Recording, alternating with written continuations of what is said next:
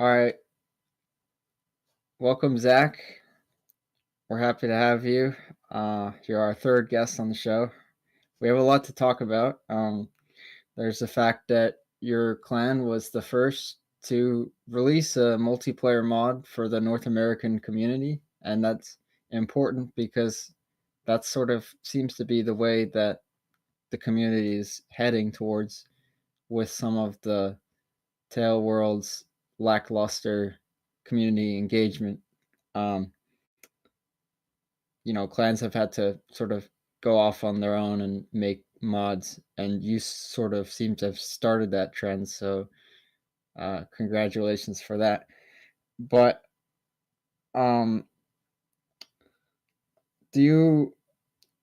We also have we've heard some reports of drama between other clans and Atria, so we'll also get into that. We've got a lot to talk about. Do you have any opening words? Just thank you for having me on the show. I really appreciate you guys reaching out to me. And yeah, it's great to be here. Thank you guys. You're very welcome. All right, Lumia, if you want to get started with the questions. All right, and firstly, I will just ask everyone if you're watching this to share it while you're watching. Doesn't take that much work, and also go to Warbandman's channel and click on that subscribe button on his page. I have the first question here. This first section is just about the background information of the clan and kind of just introducing like what Atria is to the people that are watching now and in the future. So the first question is, how was Atria formed and when was it formed? So how and when is a very big question, considering that we have been a group going back to 2017. I first played on PlayStation 4, where it was only Warband native, very restricting.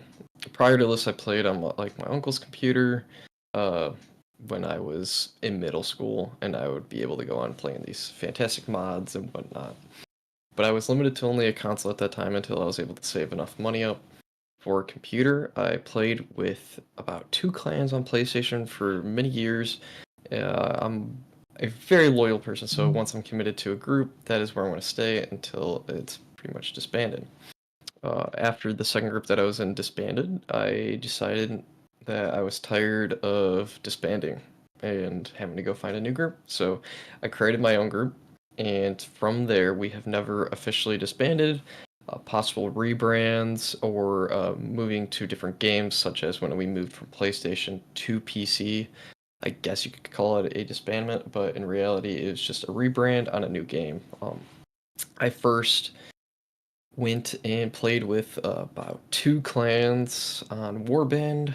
One that is still hosting events. Shout out to the 61E, Colonel Macbeth. I rode with them in their cavalry unit on the Napoleonic Warfare DLC, or Napoleonic Wars DLC for Warband. And I also played Persistence PK, I think it was at the time, not Persistent Worlds, but Persistent Kingdoms, with the Knights Templars, and kind of got a feel for the persistent scene there.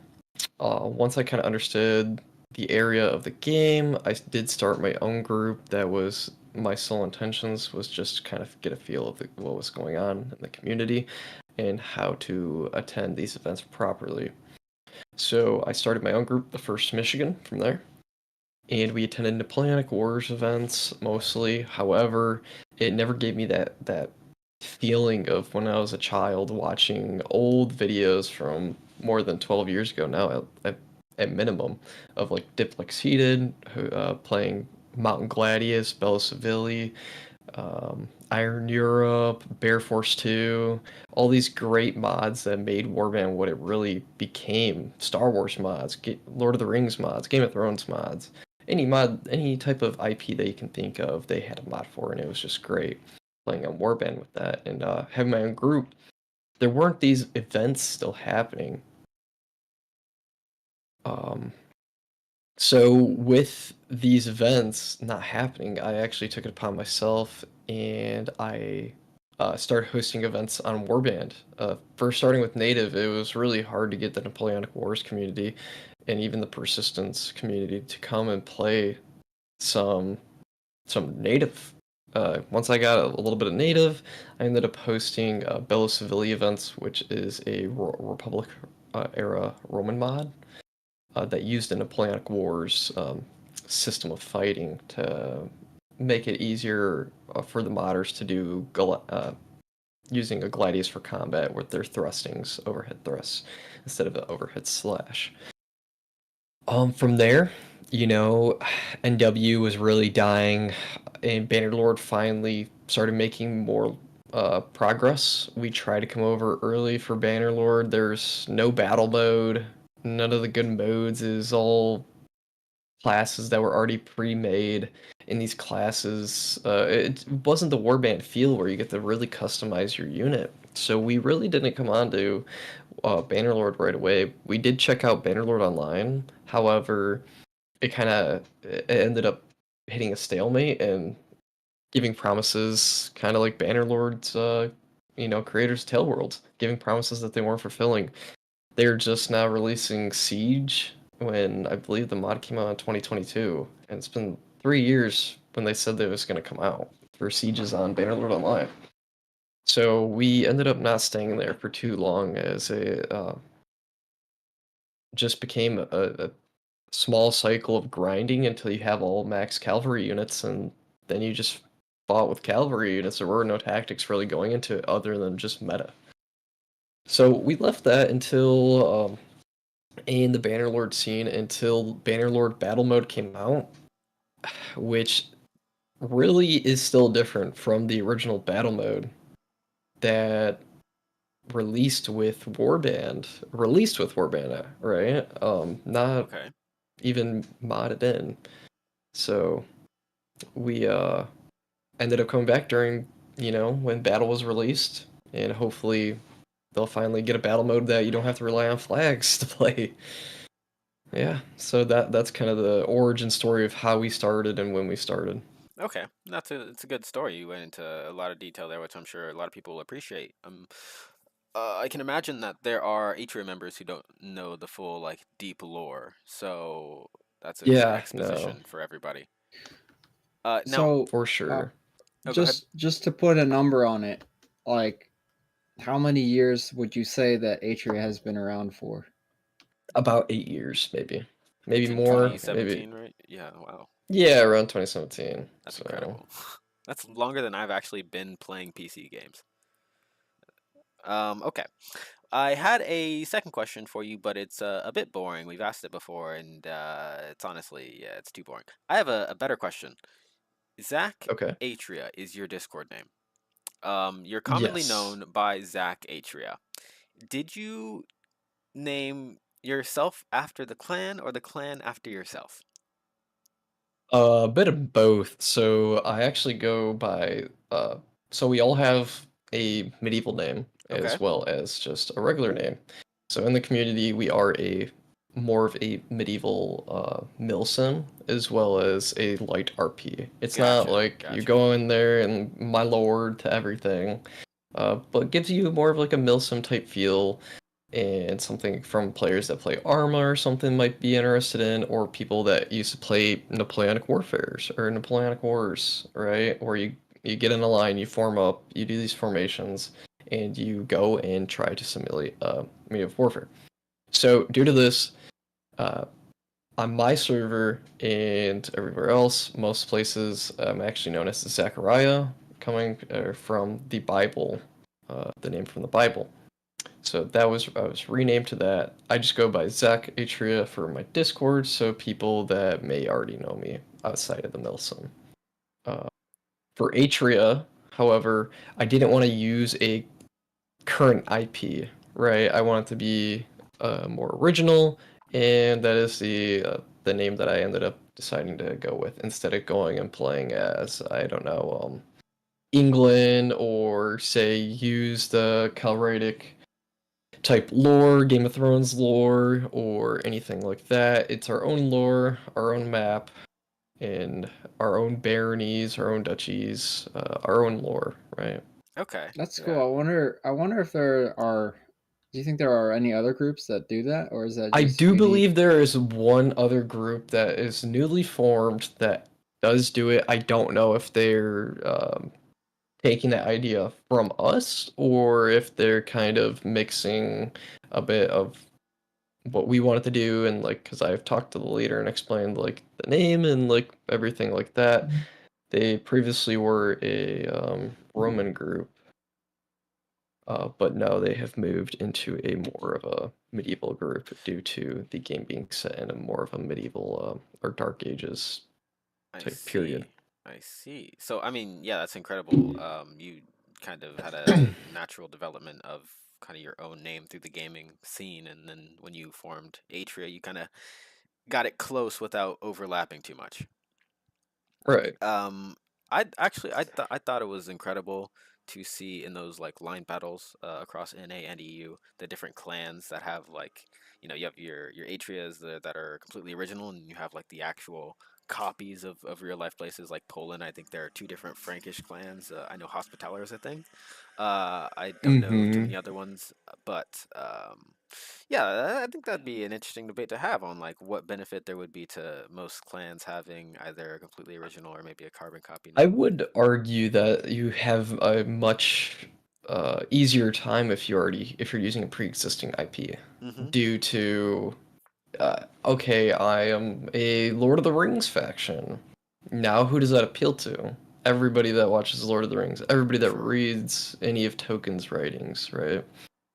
Although I have It, thought in the past that having your own name could help with like the brand, because if you search, say, like Franks on Google, you'll get hot dogs, you'll get like the barbarian tribe, right. you'll get the Yeah. KLTF. But if you search Atria, there's only two or three things named Atria in the whole world that exist, right?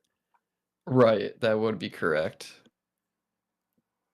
So definitely, I guess your ups and downs. Yeah, I I would think you say got a for balance. in-game recruitment, probably a little bit easier for the known IPs.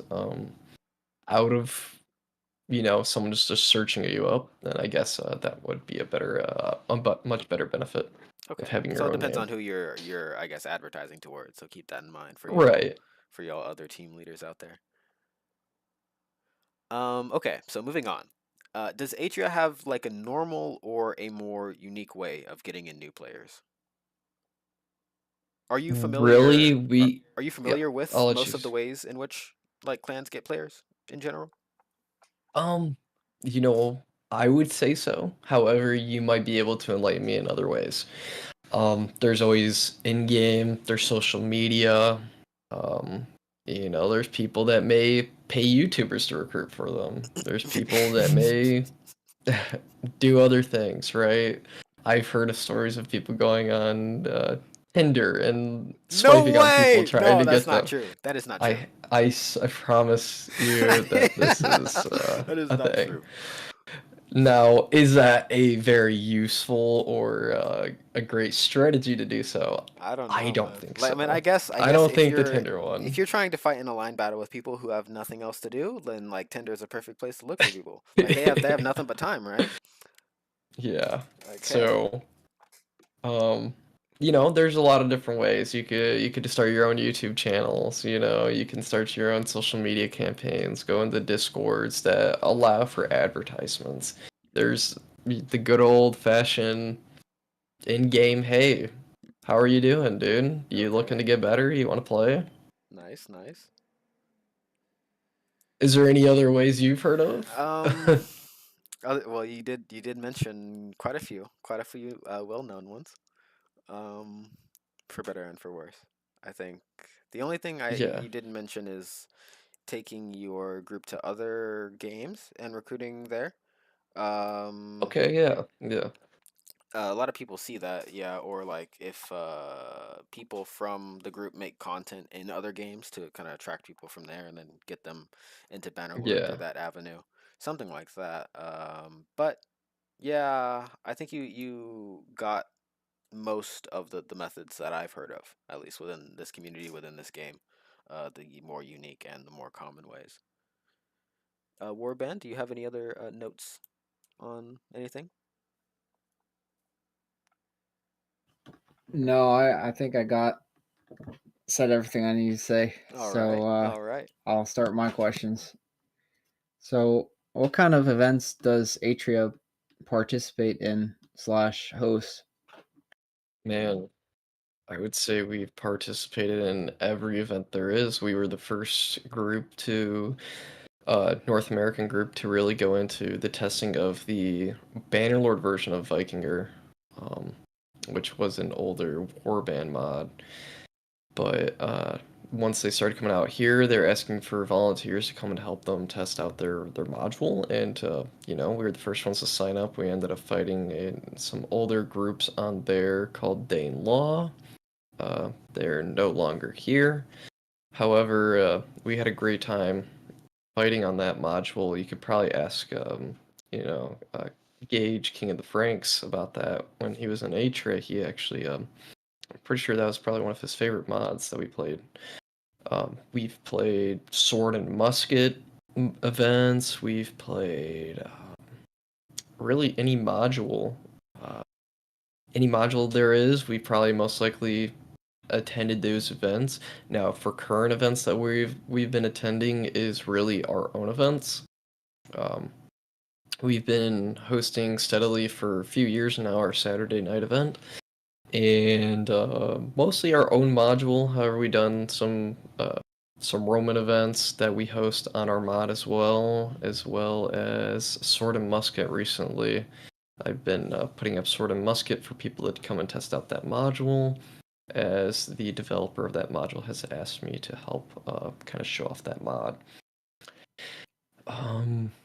We've attended a couple of European events as well, the KTE event here and there, and we've also attended the Seven Kingdoms mods event. It's a Turkish clan that hosts European time on Saturdays, and we've been playing with them as archers on Game of Thrones. Those are really good events. I've personally the sword and enjoyed those. musket events and the Vikinger events, those are multiplayer mods for Bannerlord? Yes, I believe I've provided a photo of a screenshot of the Vikinger event. Yes, there are multiple photos in a Yeah, slideshow right now under your profile. Yeah, so I may be able to see that. Yeah, I think I just saw it actually. Or I saw someone holding a round shield, so. Yeah, it's the round shields with a couple bowmen in the background. So are those mods still active? Vikinger is still in slight development, but Is it released to the general public? It's not currently. It is still in a very early stage where they ask us to go and help test the mod out for them. But sadly, they're working on Brittenwalda first, which is their single player. So Brittenwalda is for Warband, right? It's also for Bannerlord. Oh, really? And have they released that? Do you know? I believe there may be a public release for Brittenwalda. I can provide you with the ModDB page. Oh, that's cool. I might have a personal interest in that. Yeah, so, for sure. We have heard that from other clan leaders, or at least one clan leader, that Atria is in fact dead and that the events don't happen anymore. And I just wanted to ask you, are the events still happening? I would preface this by saying the larger kind of Atria dead situation is going to be elaborated on more in the end. So if you want to just focus on the server side right now, that would be ideal. Events are still happening. We have many large updates that is going to be really standing out there to impress the NA community with what mods on multiplayer can do. And they are going to continue to be happening. Our medieval events will be continuing to happen. However, for the next week or two, we will be hosting the sword and musket module to help and advertise for that community, as well as for people that are coming from Napoleonic Wars to see that there is a version of Bannerlord that would pertain to them. Not only do they have to go back to Napoleonic Wars on Warband, but they can come and experience a little bit more better graphics, as well as be able to recruit a new pool of people, as the people that are still playing Warband to this day are the same people that have been playing for the last 10 years. Well, that's definitely good to clear up some of the confusion. So can you tell us some more about the development of the Atria mod? Things like when it started, and how long it's been going on, any Yeah, for problems you might have sure. had with it? For sure. I was actually on active orders in the military when I first started to develop it. Um, there wasn't any really mods for the NA community. It was all European, and those communities not didn't necessarily want to share their module with us or add in NA groups. Now, there are some circumstances to that, right? But for the majority of the NA community, we were not being provided with the level of module or server support from on the NA side that the EU community did have. And a lot of NA players do not want to play on EU servers due to, even if they are better than the player in the EU, they still might be slain due to a ping difference. Hence, a lot of NA players play ranged and skirmish type fighting styles when playing on EU servers. So, due to that, during my downtime, I would focus on watching a lot of YouTube videos, documentation, and whatnot, and taught myself how to do XML first, and started going into Bannerlord modding and using the modding kit. First, just going in and making different customization to classes and making the different clan classes and whatnot. I would say the biggest thing is a lot of the clans in NA do disband, come back, disband again every other month to every couple months, especially when persistence isn't going. They seem to die. They come back for persistence for a couple months at most, then they're going to go and turn around and die again. It's just a repetitive thing. So something that got really tiring is going through and renaming the clan to a different clan and remaking their customization for their units to be to their culture. You can see at least a lot of the EU clans have continued to thrive and stay the same and keep that culture and not disband every other week. That's interesting. I didn't realize that was well, I didn't fully realize how common it was for clans to sort of fizzle out like that. And it seems to be hinged on the persistent, as you said, like the persistent Bannerlord, persistent Empire, whatever, which is Mm-hmm. very interesting. How that, I guess that sort Right. of underlines the failure of Tail Worlds to meet the needs of the community, where people have to rely on mods to Yeah, which is sad get because these community engagement. modders aren't gaining money from people buying Bannerlord to play these persistent modules, right? They have to go through Tail Worlds to people not developing stuff. Or they are developing stuff, but nothing that is what They're we are looking developing in the for. wrong direction. Yeah, right. Now would I say I'm a persistence lover or anything? I personally am not. There's a lack of content, and it also creates a lot of the drama in the NA scene. If you have beef with somebody on persistence, then looks like they aren't going to be doing something with you on another mod because Wow, of due to that persistence drama. that's an interesting Right. take, because previous guests that we've had on have sort of said like just the opposite. Like in persistent Bannerlord or whatever, clans that sometimes don't get along will like ally with each other occasionally. But I guess every clan has a different perspective on this issue. Well, yes. So it was FMGK that said you shouldn't take you should leave your native kind of dramas outside of the server, because what the server is about is kind of shifting alliances and taking castles and keeping what you've gained, however you Right, can. which I would agree with that. And then you had However, our first guest, who was more of the, um, I mean, when you have the power as VK to kind of ignore other clans in like a diplomatic fashion, then it's not unexpected that they'll take that course sometimes, and that results in the different ideologies when it comes to clan interaction. for sure, I would have to agree with Lomi right there. I think personally, from my experience, that a lot of groups will, even though I would argue that events is the only thing that really kept the NA community going. Once persistent is there, that is their sole thought until the 2 months of it being active to it dwindling down. For example, how many people were there on release and how many is there on today? Yeah, I saw. So interesting. Like, And to answer your question to the sounds like you're audience, it was almost about saying like 500. they're short-sighted, kind of. I don't know. I kind of see that, and I think that's been acknowledged by most clan leaders. Is that like people are upset with how the persistent mods don't seem to last. Like, and they understand the reasons why, but it's difficult for them to sort of make the changes. I mean, Some of the changes are out of their control, for but sure. I- I mean, I've I would heard. argue that if I want to play, I am forced to play with a group.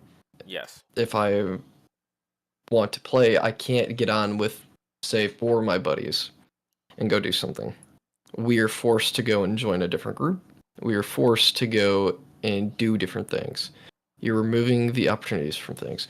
So now when you look at a game, for example, like Renown, which is an open world MMO survival type medieval Rust, I believe that will have a better time in the persistence due to I can get on there with 5 of my buddies and we can go run to the corner of the map and make a little hut base, and then we can go and do what we want from there. On persistence, I can't go make a base with my friend. I am forced to go join a faction that is pre-existing with a group that is already pre-existing. We may not get along with that group, so we may just leave the server after that. Okay, we may go to bandits. Okay, now bandits kind of fun, all right, but then you have to deal with the other people that are bandits, the toxic players, right? That are screaming the N-word, that are screaming just racial slurs, saying they hate the server, so they're just gonna do what they can to terrorize people. It's So very limiting, I would say, the it's mod. However, it provides a lot, yes, but is it something that I would want to spend 4 or 5 hours out of my whole day, every day, trying to defend from other people? no. No. But it's interesting you mentioned terrorizing for some of the bandits, because in PD, because that just made me think like some of these bandits players are basically like terrorists in game, Yeah, right? they Like really that's are. But I would also say that some of the other clans are too. I mean, if you're just going and trying to mine because you have to get resources to build stuff. And then you say you have a group that has a whole bunch of super toxic people that all they want to do is grief, but they have to follow the rules, right? And these rules make them follow a standard. They're gonna say all they're gonna type is halt, 5 seconds, okay, oh you're a slow typer. That doesn't matter. You're dead because they don't want to halt you, they want to kill you. They just want to kill you. That's why you may give yourself up, but they're gonna end up killing you in the end, right? Which is fine. That's what the game is about. But if you're gonna be doing that, why are you forcing a new player and trying to keep and retain those players by forcing them to go grind while they just get murdered by somebody that is able to spend 20 hours of their life on the game trying to get better and just be able to mop the floor with you, right? All right. I had That's the exact experience you just described. The first time that I played PB a couple days ago actually, but not to get into that. But I actually copy your sentiment when it comes to that lamentation about the condition of the game, because I also I see that you join PB to do wars and to mess around with your friends and to gain castles and lose them and attack and defend, whatever.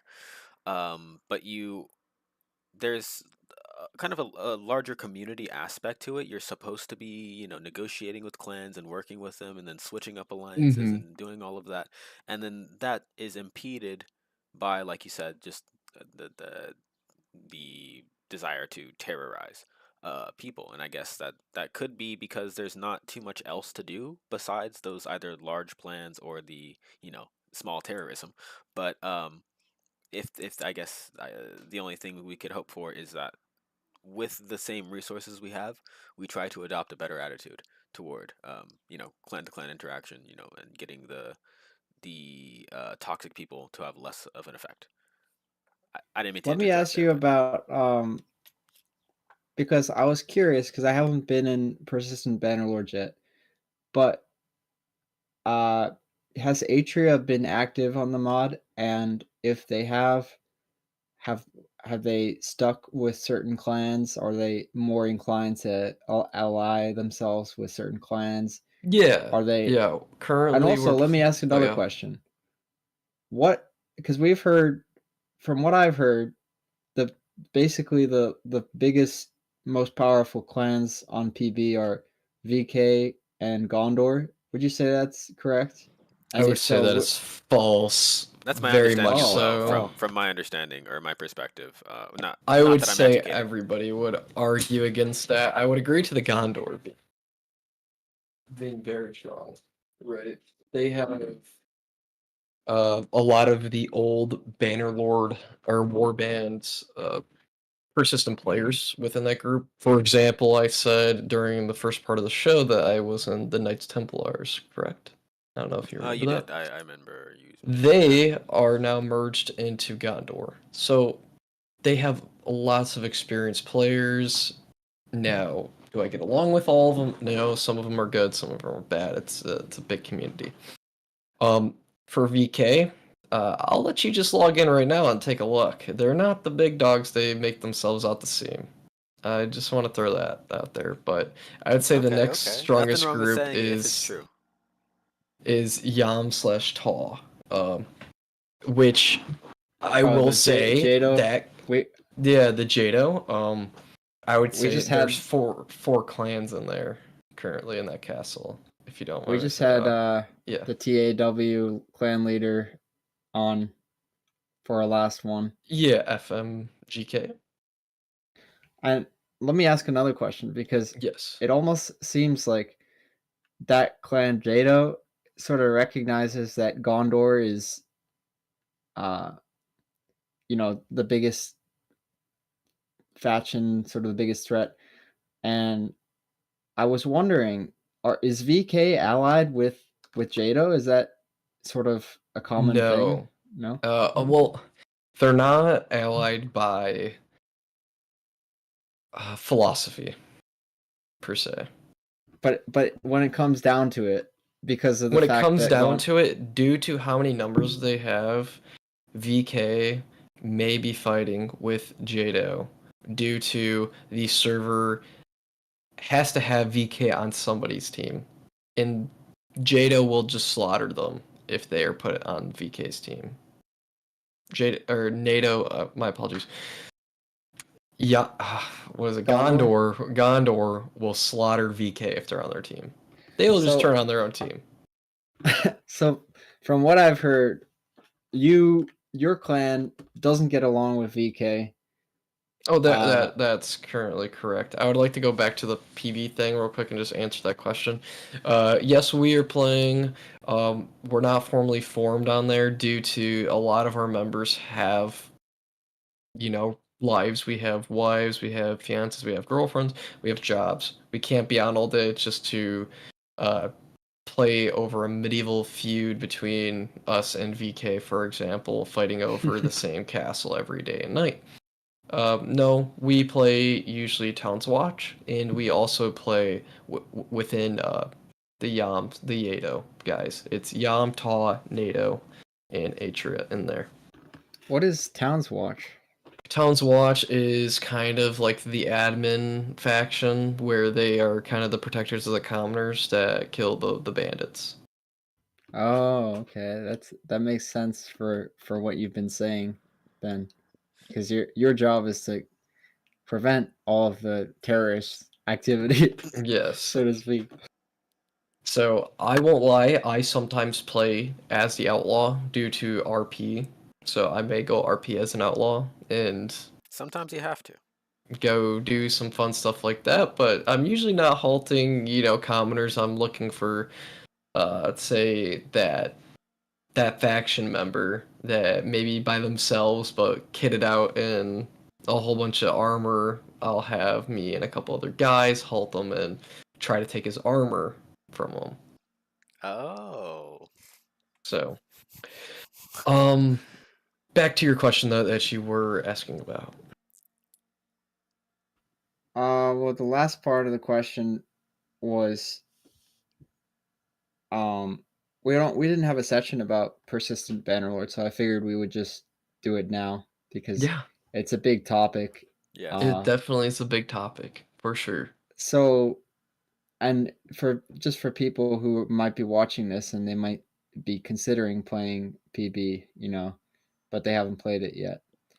I just wanted to, and for myself too, I wanted to get some information about how it all works. I know there's something going on. I heard there was some kind of big siege happening on Saturday.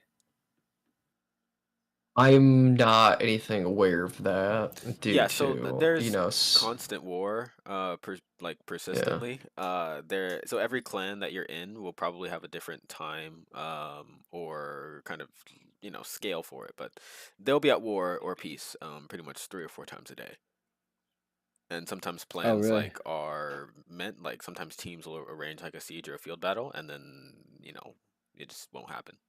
Sometimes depends. Yeah, so another thing that really sucks for people, especially trying to keep consistency, is I get 30 guys on, I get them all kitted, geared up, and now that other faction doesn't want to war anymore.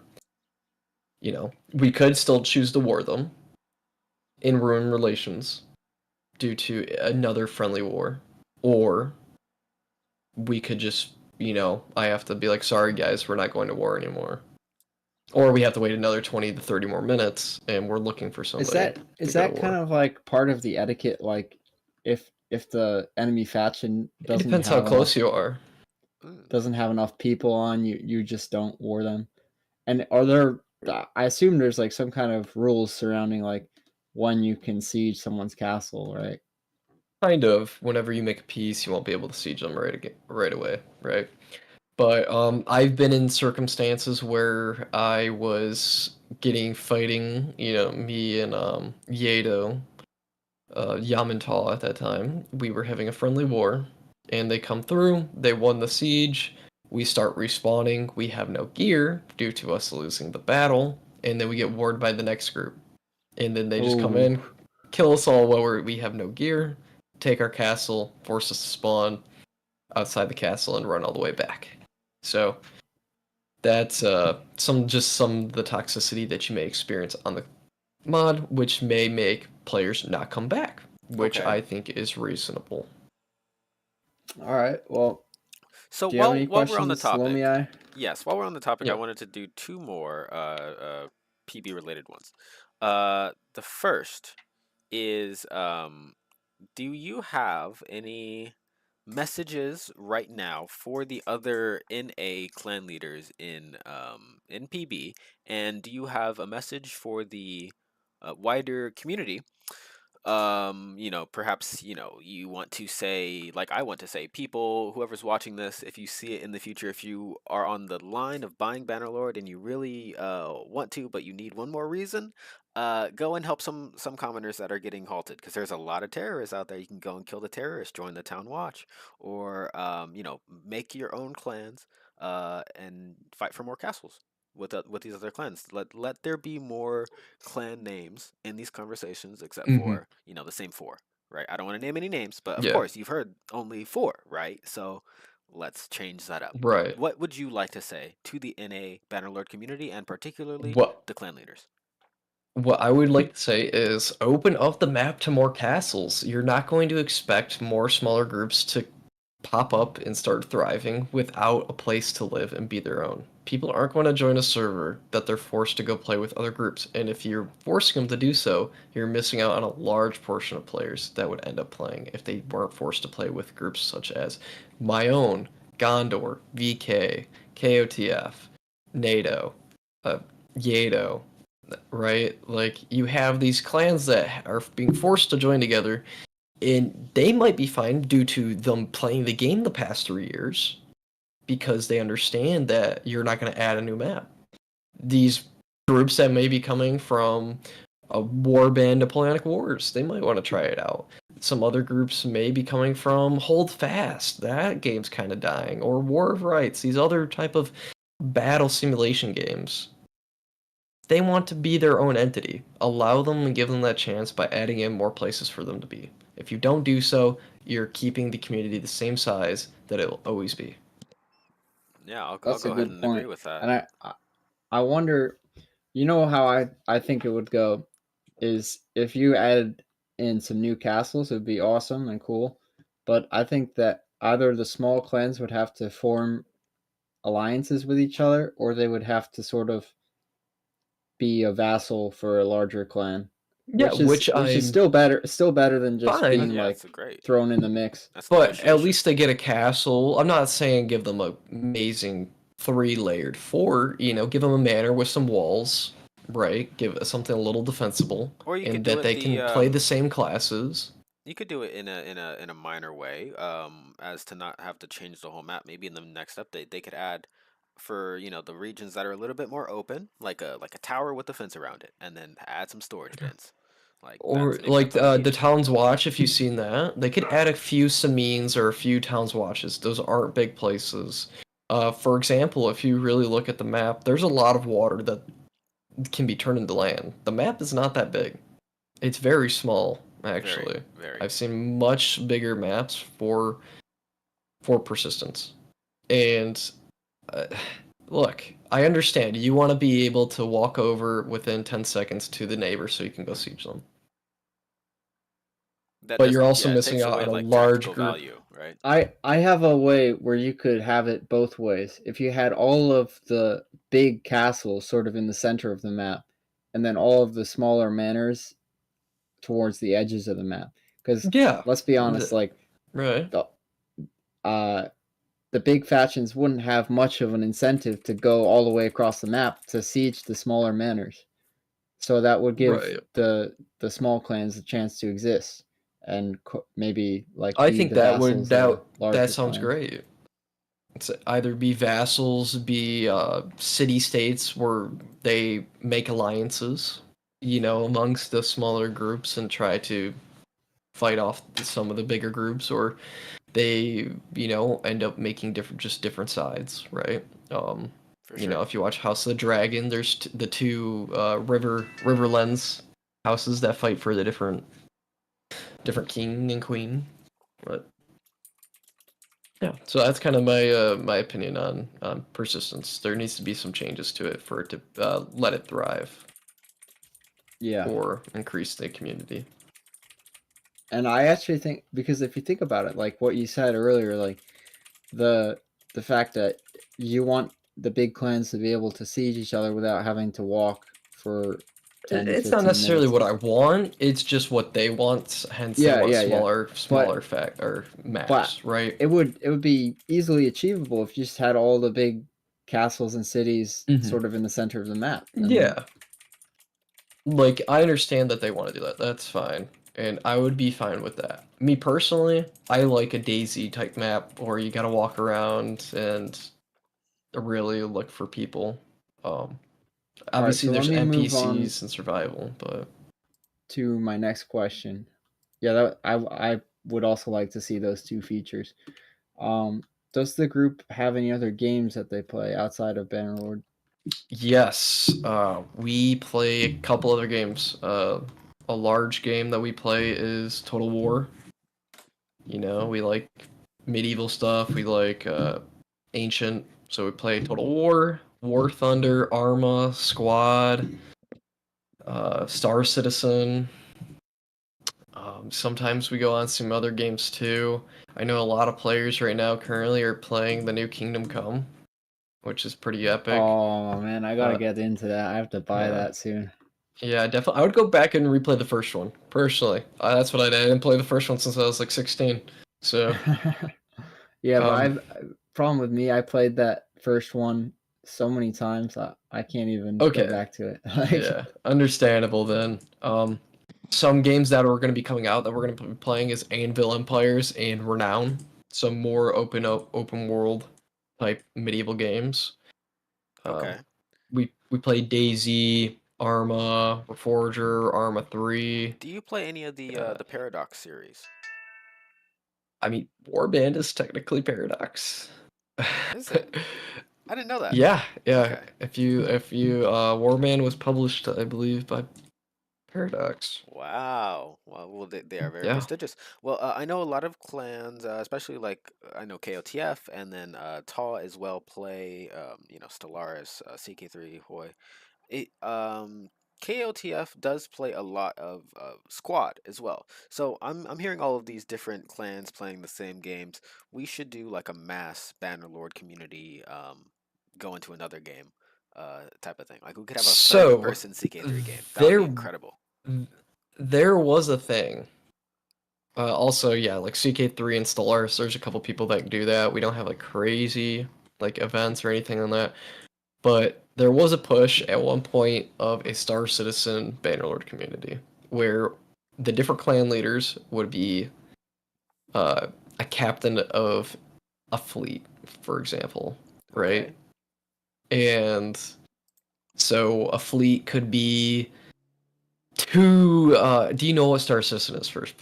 Into this Yes. brand. Yeah, basically, yes. Okay, so like two Andromedas, and you may have like uh, I don't know, a Cutlass Black or something for a dropship inside, and then you may have some fighters along with your fleet.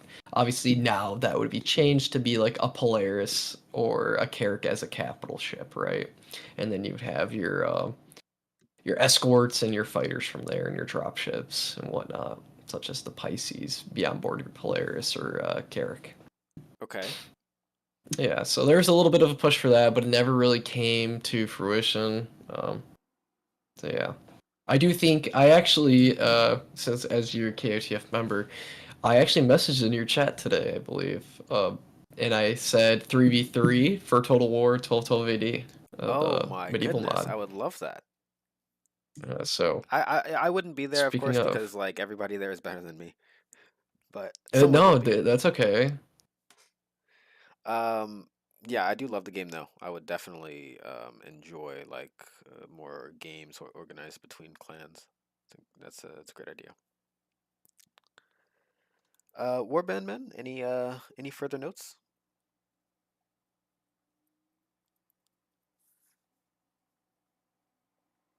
He's just taking a second to think. um, That's okay. oh, were you speaking with me or sorry, Yeah, my I was my asking, mic cut out for a second. did you have any other notes on this section? No, I think that's all good.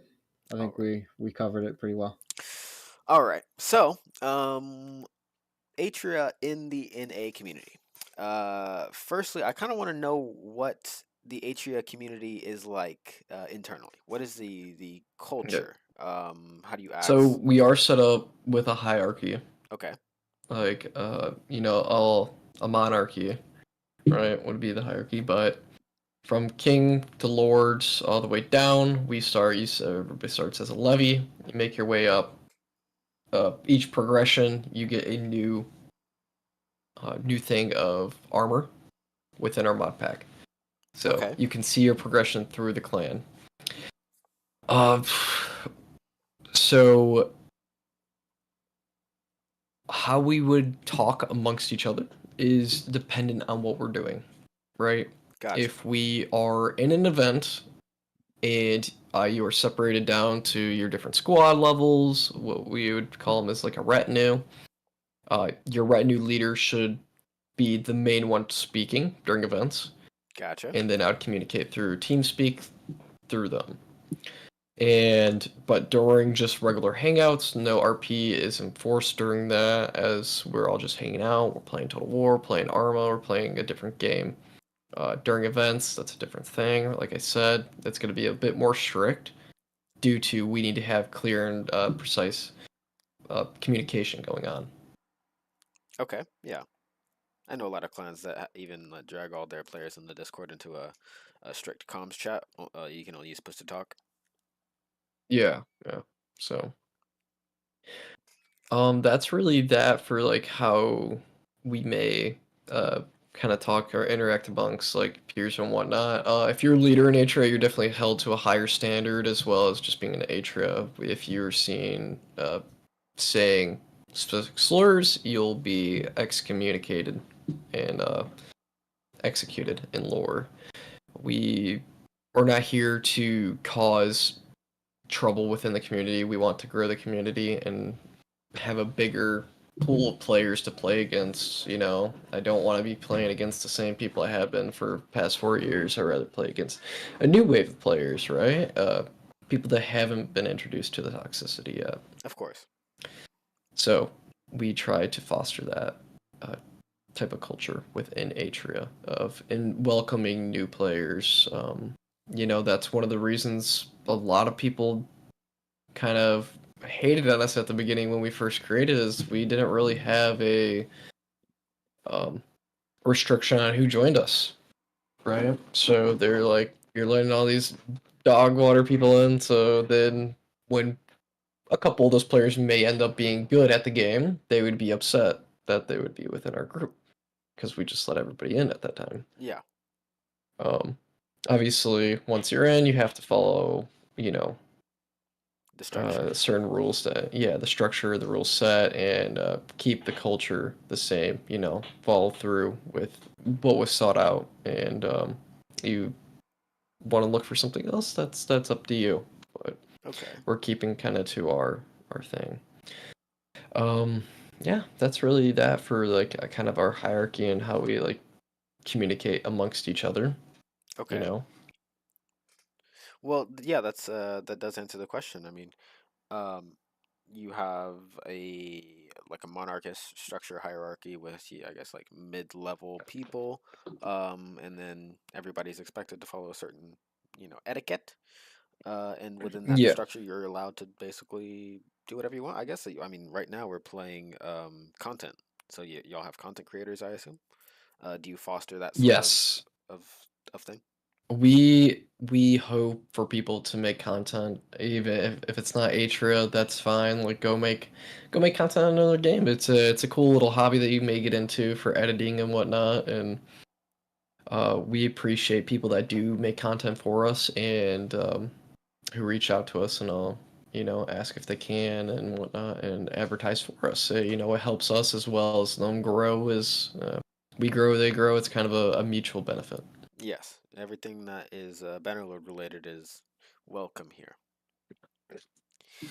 So moving on, how much does Atria interact with other clans on a team-to-team level? You mentioned doing a lot. We were talking previously about like events and forming and unforming, or kind of animosity that's gone on across various servers. But kind of in the modern day, on a day-to-day basis, how does Atria interact with other clans? You have your discords like linked to each other, maybe? I know y'all play games Yeah, within each so other. I'm pretty much inside all of the fellow clan leaders' discords. Okay. Most of them, I really don't have a bad, um, like there's nothing like bad going on between me and the other leaders, other outside of the VK situation. I do have a Discord that is just for events that has majority of all clan leaders for the game. So a lot of them can communicate with me there. They can communicate me through being a diplomat within my server, as well as just my DMs. I'm friends with most of the clan leaders on Discord. Okay, that's really interesting. Can you tell me more about diplomats? Like, does every clan have a diplomat? What are their responsibilities? So, not necessarily a diplomat, but a diplomat role. So if you come from another clan, you're a clan leader or a representative from that clan, you would have like a diplomat role in our Discord, which will allow you to communicate with the server, the hierarchy of the server. So any of the lords and the NCOs that may be able to assist you in whatever need for of Atria, such as, hey, do you guys want to have a 10v10, a 30v30, or something like that? We could, communicate between ourselves there. Or if it's something bigger, hey, can we actually play this mod for the event this weekend? That could be discussed within the clan Discord or the clan event Discord. That's incredible. It's very good that we have communication. I know that there are a lot of clans, and individually, there are a lot of people who kind of hate the fact that there isn't a lot of communication between like members of each clan, and like there's not a lot of communication between like the clan leaders and the discussions they've had and the individual players. And so a lot of people are left in the dark and they feel like there's no communication at all. So to I guess admit to the fact that there are places where clan leaders go to talk to each other, and there isn't just kind of a, a I mean, a world of lot of it spheres. is in DMs, there are group Of chats, course, yeah. but when you break it down to it, right, some people might be left out in the dark, but if I'm talking to a leader and I don't even know if what we agreed on is for sure, I'm not gonna go and bother 100 other players or ping so many other players that are in my Discord just to let them know between a conversation with me and another leader, right? Could you give an example of something that somebody may not or may have wanted to know, but were left in the dark over? Well, I mean, take PB for instance. If you're in any PB VC, from what I've heard, or from kind of the experience that I've had, the short experience, there's a lot of Hmm. like, okay, well, people are preparing to go to war, they're armoring, they're surfing to get money to buy the gear, they're getting their gear in one spot. And then Hmm. most of the VC is just, okay, when is the war happening? Are we still doing the war? Okay, it's against this target now, we changed. Okay, the clan leader said different things now, so instead of attacking, we're defending. Like I've heard so much of that to Yeah. where it's like, So that really is due to, say we're in the clan leader chat, right? yeah. And we're communicating. Hey, you want to battle? Yeah, let's battle. Okay, so I tell my guys we're battling these guys, right? Now, say they message something and then I didn't read it until like 10 minutes after they sent it. And it said, hey, can't battle anymore. Now I got to tell my guys that because I just seen that though. Yeah. But why is that personal conversation going to be open up for everybody to see, right? So it's kind of kept between the people that are a need to know basis at that time. And then they let you know. So a lot of different circumstances change, right? Because if I'm going to war, say I'm Yaman Tom or whatever they want to be called Yeah, I at the think it's time, Jado now. Jado, Tom, whatever you want to call them. Yeah. So at any time that they're doing that, right? If me and VK or Jado and KOTF agree on a war, okay, but now we see that, let's say you have the personal beef with VK. Oh, now you see VK is getting on. You're not going to go to war with Jado, right? You're going to Okay. change your strategy due to your geopolitical situation. Yes, okay. Hey, I can't go to war right now. These people just got on. If we go to war, they're going to interfere or they're going to wait until, say, we lose and then they're going to come and raid us and keep our castle, Yes. right? So there's definitely a lot more that goes behind the scene than just, hey, get money, go to war. That's true. Yeah, and I think a lot of players, because you see this world of like many different castles, and it's an open world. You can buy ships and sail on the open seas and farm wherever you want to. But the problem is that like you just can't, because there are people that are just allowed to go around kill other people, not like outside of Yeah. regular banditry, like because of aggression that takes place in Yeah, Clan Leaders for BS. sure. And I think that the map's not big enough for you to go get these resources safely, Yeah, right? yeah, If you're playing another game, if you go on DayZ, yes, there's the military bases that spawn loot. That's where you're gonna go to camp, right? But how far do you have to go from your base to get to there, right? There's a yeah. distance between there that makes it a sacrifice. There is no sacrifice within that game mode, that makes it not worth it. Okay. Yeah. So actually we just got a comment here on that front. From This is from Jack. On that front, there is no natural means of communication between the membership of different clans, and no one has created a way to do so. Jack, if you send me a DM, my Discord is on the screen right now. If you send me a DM, we'll talk about ways to fix that. I love talking about problems and their solutions. So send me a DM. We'll talk about how to fix that. But to this like subject of uh, Discord aggression turning into like the server being a toxic place, do you Mm-hmm. see any uh, more short-term direct means of solving that kind of thing? Or can you rephrase that question? Like for the games such as PB, for instance, um, do I think you it's the nature of the beast, that's just the really. nature of having so many I big mean, egos. what's the point of playing, right? Yeah. You're going to take the castles. Mm-hmm. You can't go and build castles. You have to take them. For The sure. whole thing is war, right? So the majority of the situations that are going to happen is going to be conflict, which is the game. It's Mount Blade. It's war, right? Yes, yes. But now when you're stuck and you have no skills, you're not able to defend yourself. You can't really go and get those resources to build up. So once somebody builds up, if they build up faster than you, you're always going to be down. True. Especially if they have more members, they get better members, right? Yeah. There is no place for you to hide, right? Yeah. Why would they let you gear up so you can have a better chance to fight them? I would say one thing to that might come into play is maybe you have like, I'm sure you already do this, but imagine you have like a close ally clan Yeah, who you can rely on to get you back on your feet after you fail. right, but not say you don't have that ally, right? Yeah, but they Why could. would somebody ally with a group that is too weak to defend themselves? What do they gain from that? Or, hey, sorry, we really don't want to be involved in this. We have to worry about our own, right? Of They don't course. want to have their stuff at risk. So a lot of times when you ally, you end up just merging into the same castle due to that situation.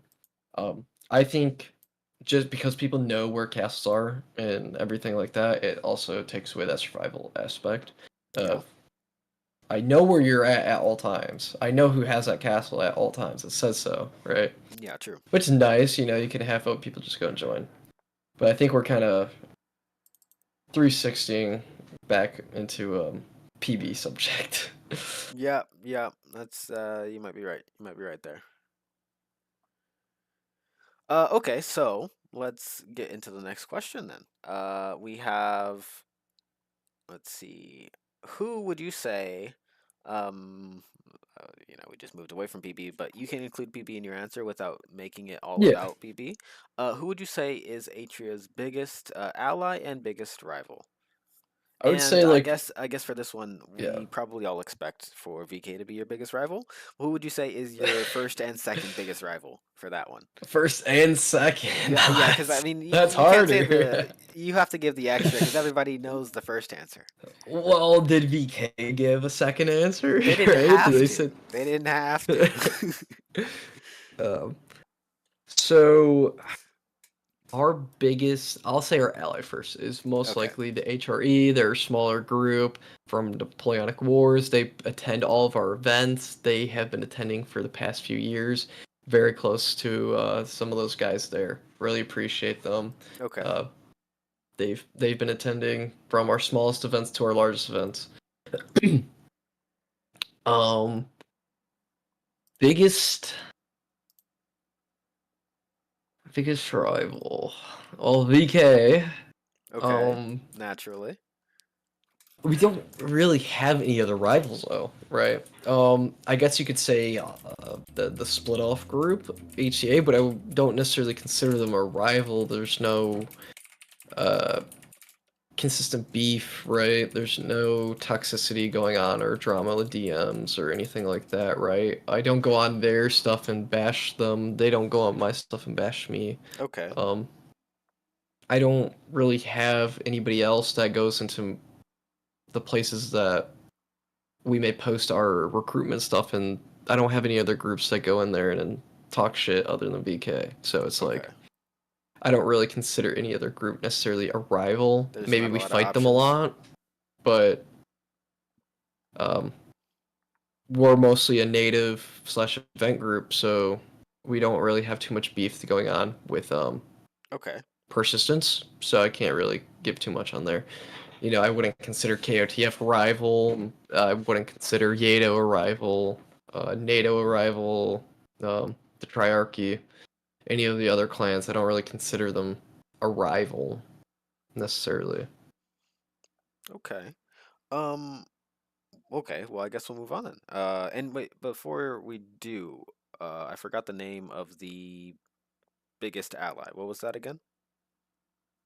Holy Roman Empire, the HRE. HRE, Holy Roman Empire. Okay. Well, shout out to those guys. Yeah. What would you say is Atria's greatest achievement Greatest achievement. or Oh, greatest achievement? man. I would say there's two. I would say, if I could say two. Go ahead. Yeah. First, getting the first NA mod pack out there, getting events going. Without NA, VK wouldn't have a mod pack to work with to start their own for Yeah. the greens versus the reds. They didn't necessarily ask me to use it, Well, did they use but your exact like structure, like XML? yeah, they used a lot of my XMLs and just rechanged the armors or anything. I never said anything until now about it, but there's a screenshot that shows them having the Griffin banner as their team logos. Like, sure, you really made that specific for your own faction.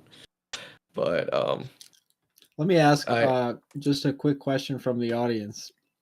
Someone wants to know who are you most likely to make into your squire within your clan, I guess. Oh man, I got a couple good applicants out there. I don't think I can necessarily say the exact person that's going to be my squire yet. There's a few good potential. Maybe if you want This would to be make a up a haiku good on the place spot to and allude Yeah. to it. good place to break the news. Yeah, their name may have something to do with a resource that you gather. When is the Maybe not. deadline for the announcement? For the squire announcement? Oh man, that's gonna be maybe a week. Maybe by the end of the week. We're 7 days away. We're 7 days away. Yeah. And I think Yeah. the answer that you gave is plenty sufficient. Yeah. Alrighty. So on to that. Another group that actually used our mod pack to make their own is England / Prussia at the time. They also didn't ask to use any of our XML or anything like that. But when they try to make their own events that lasted maybe a month, you could log in and see the exact format that I used and see the same classes with the same armors that they forgot to change. So, I would appreciate if people would have just asked, maybe give a shout out on your mod, say thank you. I don't know. I think that's fair. I think that's plenty fair. So made first events with a mod pack. We're the second group to host events overall outside of NATO's events. And I would say the next biggest achievement was having over 100 players, Atrian players, during an event at one time. That was a great feat to mark on the calendar. Yeah. and I was very proud of that myself. It took a lot of work, a lot of time, but we ended up getting to that point, so. So, number one is you set the a framework for multiplayer mods, which other clans and events have used. And the second is that you once had over 100 players in a server at the same time. 100 Atrians. 100 Over 100 Atrians. Atrians. Over 100 Atrians. Yes. Wow. Yeah, that is incredible achievement. And this was on which event was it? Maybe about a month ago by now. Maybe a month ago. It was one of our battle events. Okay. Yeah, that's great. You probably were there. Maybe I didn't probably notice, but I streamed a lot of them, so there's probably archive of it. yeah. Okay. Well, Warband, any final notes for you? Um.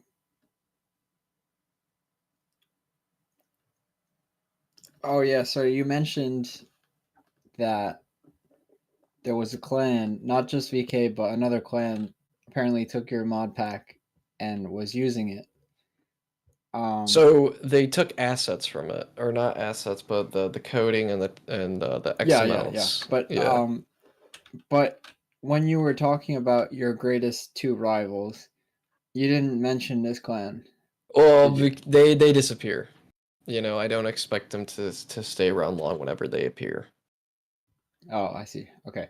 Yeah. So let's move on to the next segment of questions, which is personal and team motivations. So let me ask, what reasons do you have for continuing to play over a 7 year period, even given that sometimes things can get unpleasant in the Bannerlord community?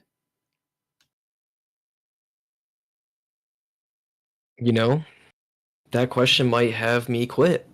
I'm just kidding. No, that's a great question. Resignation live on air. Yeah, I resign. No. You know what? It's some of the guys that stay by my side no matter what we go through. I really appreciate their loyalty and support. I really do. And then also, um, what other game has this fighting style?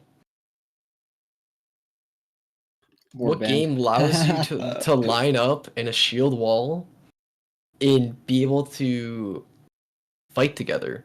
You can't do it at Mordhau or Chivalry. It's a hack and slash. You can't do it on there. I'm sorry. It doesn't work. You can go look at all the videos of people trying. It doesn't work there, sadly. So that's really the reason why I kind of stay. I want to be able to remake medieval battles how you would imagine they would be if you were one of the soldiers in your Total War lobby, right? Not a unit, a whole one of the soldiers in the line fighting shield and shield next to each other when you go and crash into that battle line in front of you. That's what Yeah. people hundreds of years ago went through. And this is just a little tiny sliver of what we can experience from that. I think that's amazing. So big fan of the shield. Big fan of the shield Yeah. wall. Very imaginative. Oh yeah. Harkens back to tradition and your ancestors and, respect. It's great. What overall goal are you leading the team towards right now? Are you So more focused on growing your community or like increasing your player skill or whatever? right now we are just kind of just focusing on being community ourselves, for the people that we got. We're not really too hardcore into recruitment or anything, growing the community like that. But just an understanding of what we all want, what we all intend, and that being a uh, a feudalistic society within Bannerlord with a light RP sense / Milsim. I think that's what everybody wants. Even the ones that make fun of people for RPing still, put their Discord names as King this and then make speeches and stuff like that. So, Yeah, don't throw I rocks down a find glass it house. right. It's like, okay. Yeah. Okay. Does Atria have any projects that are currently being planned? I do. I have some pretty big updates coming towards our mod that is going to be, I believe, groundbreaking for the, the event side of Bannerlord, especially for the NA side. It's definitely going to be a big Especially for the NA some side. yes, especially for the NA side. Some of these things may have been seen on the NA or the EU side of things, but have not been seen at all by the NA side. So I'm gonna leave it like as that. Maybe we can do an That's it. update Okay, yeah. by the end of the month, month and a Now, half. But it's pretty big. There's some big things coming. Can okay, you give us we can a do little another bit call more out. information, maybe? Well, okay, well, we can leave it at that and leave it vague. But what I would like to do is send out a call to any Bannerlord creators. Let me ask you, Zach, do you have anyone making content for this new thing that you're doing? Not exactly Not yet. exactly. I Okay, so will. if I'll anyone out probably there, be having some people help, you will but be having yeah, some people help. I'll be reaching out to some folks Okay, to let advertise. me say, definitely whenever this event is hosted, most likely my team is going to be participating in it. Most likely it'll be recorded and streamed. If any of you out there are content creators or want to become content creators, amateurs learning, maybe link up with Zach Atria and figure out how you can make some content for this new thing that he's doing. Or whenever it comes out, start joining Bannerlord Games and maybe record it. Tell people what you think about it. Get involved. So that's the best way to spread community is direct action.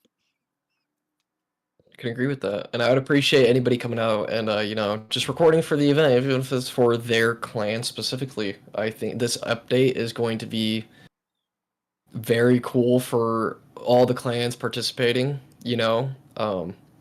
It's going to be very epic for the NA community, especially. I believe so. I believe so. All I will add onto it, as Warband Man was asking, is maybe something similar to like Hold Fast. That's all I'm gonna say though. Hold fast. I'm not sure if I've played that game. Well, okay. So moving on to the next section here.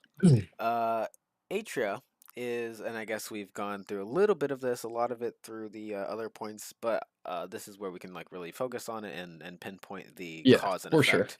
Atria is currently the subject of much conversation in the community, in the NA community of Bannerlord.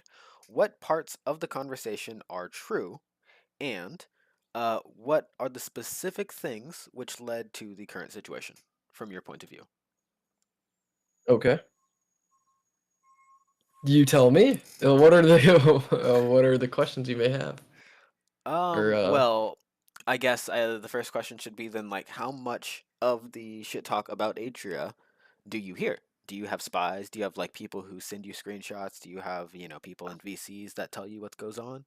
I I mean, I mean guess you here should. and Okay, so there, you right? shouldn't like expose your whole network here. But Yeah. how my question is, what is the My degree web. to which what is the degree to which shit talk about Atria gets to you or people that you trust?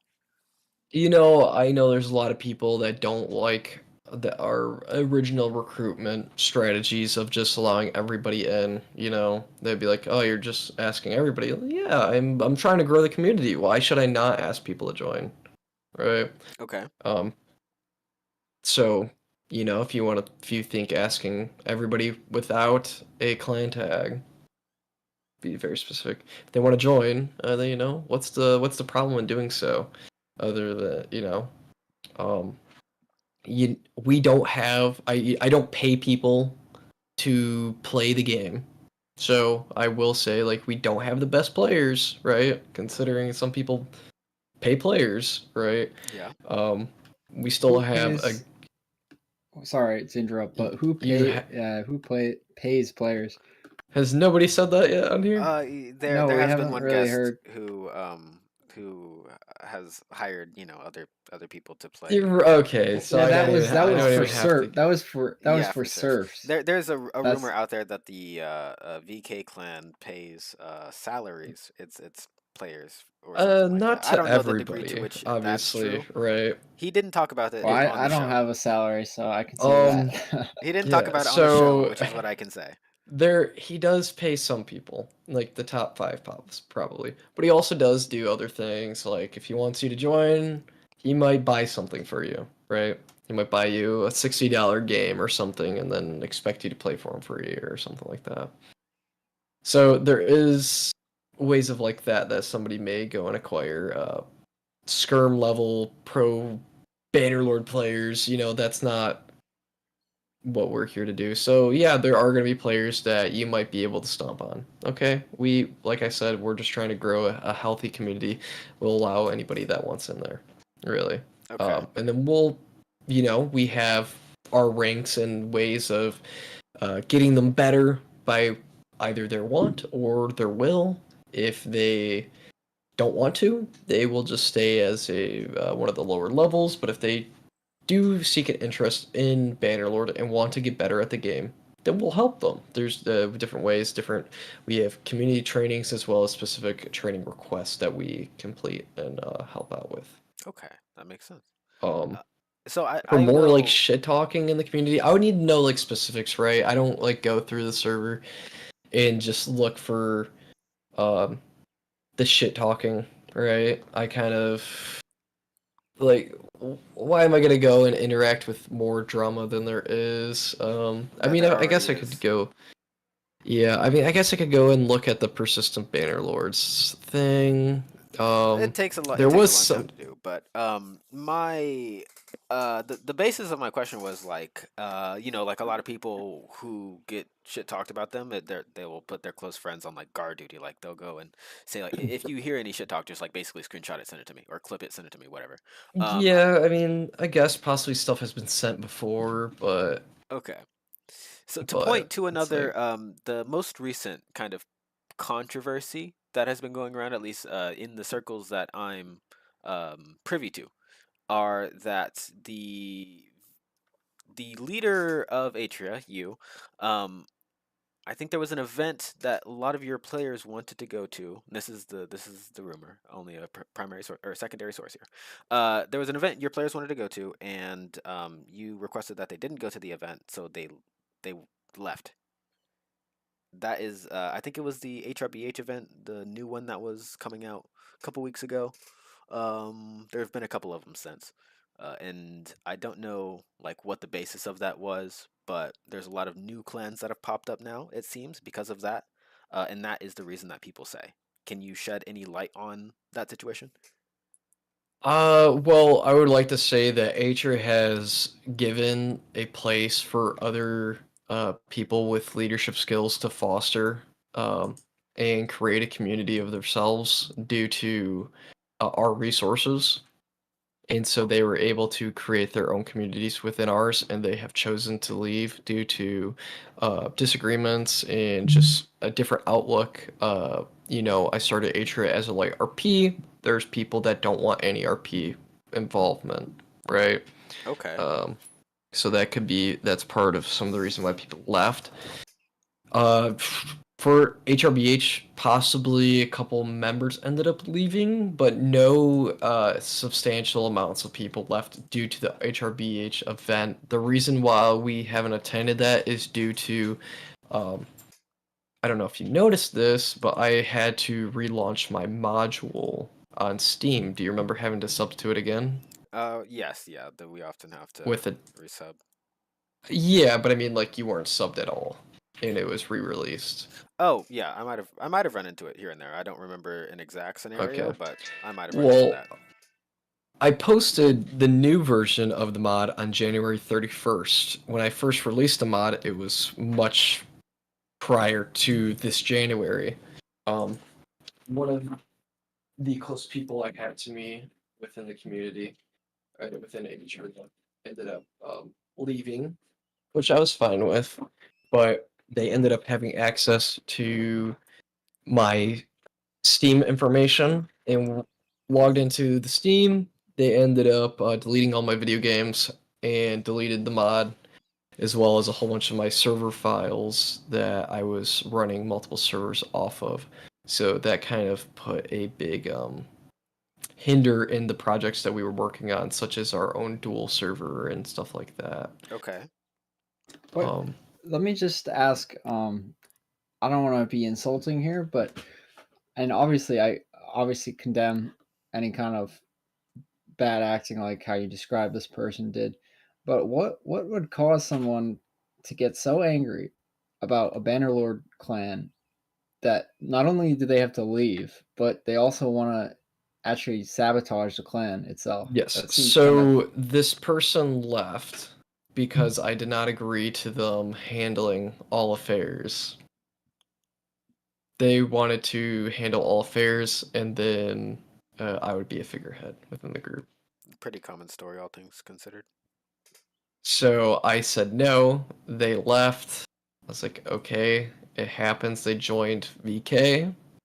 Okay, that happens.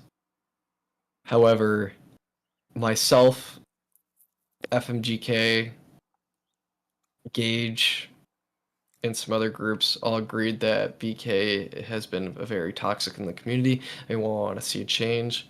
We want Lessler to sit down and speak with all of us personally, not with him and a whole bunch of his cronies.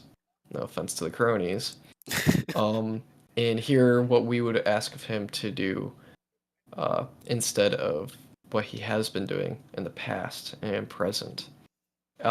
Due to this, he was no longer invited to our Atria event, and after the Atria event, he wasn't allowed there. After the event, I believe it was Sunday or Monday morning, I woke up. I got a message, hey, you know Brute Tommy? I have heard the name, I think, but I'm not familiar with the person. Okay, he's within your group. So Brute messaged me, hey, are you okay? And I said, what are you talking about? He said, you unfriended me. And I went and looked and had maybe 20 friends out of 400, maybe. Oh, wow. No, I don't even think I had 20 friends. Let me see how many friends I have now on probably I now have 20 friends probably on Steam. And Okay. considering I have 1,000 friends on Discord, I would have much more friends on Steam. But due to that, I was like, what is going on? I log into my Steam, I have a different name, my profile photo, all my screenshots are deleted. If you go and look, I have screenshots probably from the past since January only. And I had to go and like access my whole hard drives to go get some of my older photos that I sent you. Okay. So after that, that's really when the VK thing became more rivalish, I guess you could say, right? And I said I do not want my group going and playing with a group that is responsible for. Now, I'm not saying Lessler himself did it, right? But I do know that is the only other person that would have that information to get into my Steam. And now, did he do it himself? I'm not sure, but he definitely gave somebody that information to go into it. Okay. Wait, hold on. So let me just clarify. Who is the person you said that had your information? If you want to name it, I don't know if this is a Yeah, thing that you're. I'm not gonna name drop that, right? Right. I can, but I don't think this is the place to do so. Yeah, right? yeah. Fair enough. Yes, and just to mention, the leader of VK is in the chat. You mentioned later on, maybe another episode, we could have both of y'all on just for the four of us and discuss I guess maybe not discuss the incident. We're laying it out here. He's given his side of it. We might be able to, I guess, find a solution to the whole thing or figure out what problems are still remaining. Another thing, right? When was the timeline of this? When did this all go down? January. January of this year, so a couple months ago. Yes, a couple months ago. Interesting. Wow, that's That is So longer than I thought. It was more recent, to be honest. But no. So then HRBH hosted their event, and they also left Atria as they were within us at one point. They ended up leaving. Most of their members that went with them. Some stayed, but they hosted their event. Congratulations, I'm happy for you. If BK goes, we're not going to be attending. Okay. If they don't, then we'll come. I'm not saying you have to ban them. I'm not saying you don't have to. Like, you have to do these things. I'm just saying we won't be supporting it, right? Gotcha. Because that person that gave the information is still in the clan, right? Why am I going to be supporting somebody that toxic when we were asking that clan leader to come to specific terms, right? And due to that, ended up not going to that event due to those reasons. Well, that makes sense. Okay. So there's I guess, a legitimate grievance between, the groups that were participating. You chose just to not participate. Makes full sense. Right. All right. Well, I think those are the only 2 points. I don't know where that first rumor came from, about the clan leaders leaving just because of the event, but I guess that's just how the telephone game works. Those were really the only 2 points of controversy that I had heard. I guess I don't know if Orban had heard like any other points that people bring up, but other than that, I've not really heard any insults about your personality or any, I guess, vices. So you seem to be pretty good outside of those other things. I guess your reputation at least. Also, I do see less is more's thing saying they have not used a damn thing from me. If you would like, I can provide a screenshot. Ooh. Maybe not for this show, but if you would like to shout out your social media, if you're gonna put it there, or your Discord channels or whatever. Yeah, for sure, for sure. You can find us there. Just sending that to you personally. Okay. Send these to you. by the way, I like your logo. It looks like, I studied history when I was at university, and it looks very historically accurate, or sort of, like a rendition of a historical type thing. Oh, I thank you. like I the coats appreciate of it. arms and everything. I appreciate it. A lot of detail went into going and looking up how coat of arms were made and whatnot. Now, using fantasy isn't necessarily, such as like a griffin, isn't necessarily historically accurate. However, or low fantasy, so no magic, but within our lore. Yeah, but it's kind of like you took like sort of a template and you sort of applied it to your fantasy. Yeah, for sure. So I sent you the Discord link, and then I also sent you my YouTube channel. Okay. Yeah. So we will be putting that in the description, and then wherever people are invited to, they will be able to see anything you'd like to share with them after this episode. Okay. For sure. Thank you very much. I Okay. appreciate it, guys. So, I think this is my last question. How do you think the NA community can be improved and extended into the people who only play single player Bannerlord? So first things first, I think that Tailworlds could help out with this tremendously by first off releasing multiplayer for free. Now I know how this sounds, but without playing Warband previously, did you guys get this game for multiplayer? Warband Man, I know you played Warband Man, No, right? no, I did not. But you did not, right? Nobody buys this game unless you played Warband prior to play multiplayer. I honestly only bought it because my friend told me that it was CK3 in first person. So campaign is what you bought it for. Campaign, yes, campaign. Yes. Exactly. Most 98% people that get the game play single player. You can look at Steam stats and see how many people are in multiplayer by going looking at the server list and I look was how one many of people those are people. playing. I played single player for years before my friend even told me that multiplayer was a thing. Was a thing. Was a thing. Exactly. Yes. If Tail Worlds releases Bannerlord multiplayer for free, they would get so many more people to download it and play multiplayer and say, oh my god, there's a campaign of this? They'll get the campaign. And if not, they can still make money.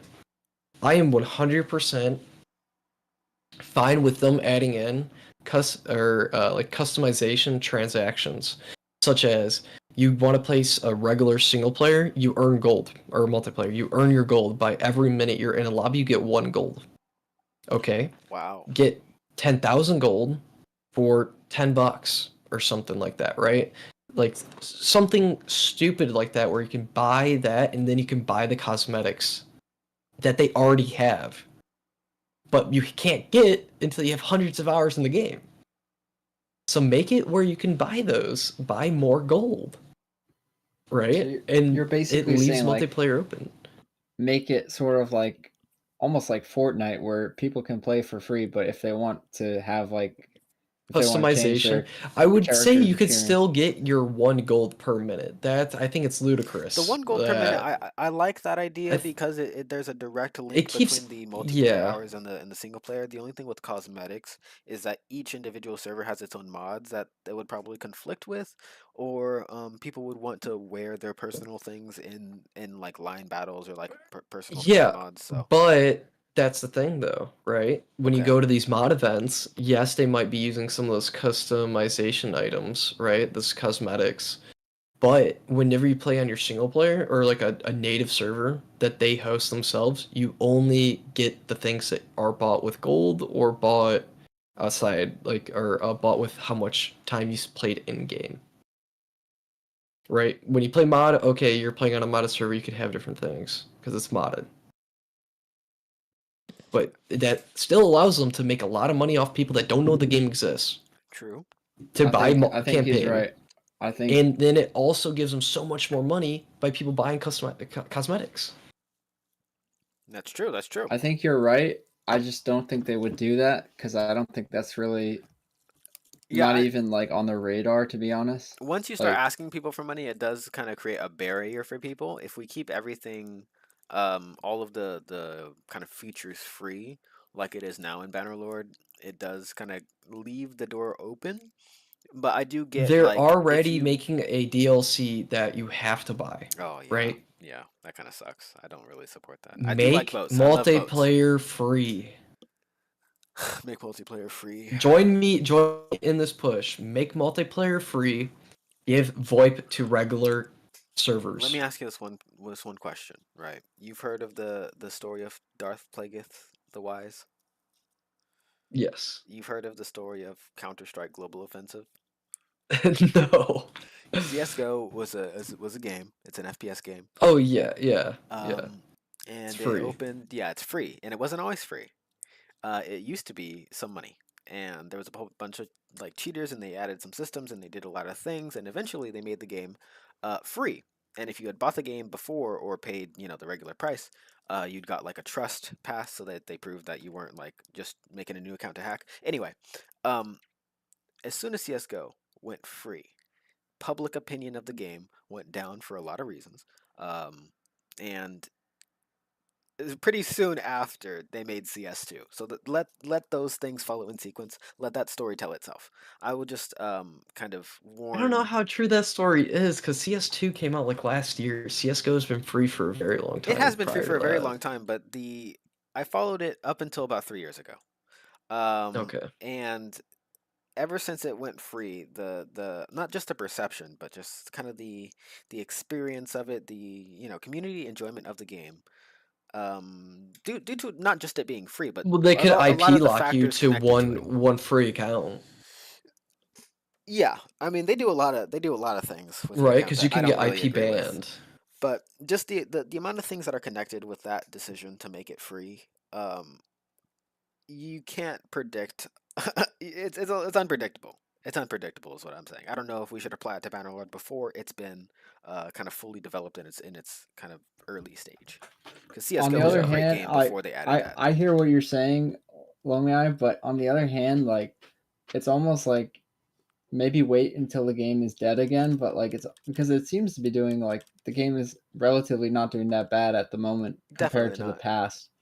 But it's almost like when it gets so bad, it's like almost anything, like you change anything, almost any change is good. Not really, but like Maybe, yeah. If you're at rock this bottom, this yeah, when the game is dead, you got to do something.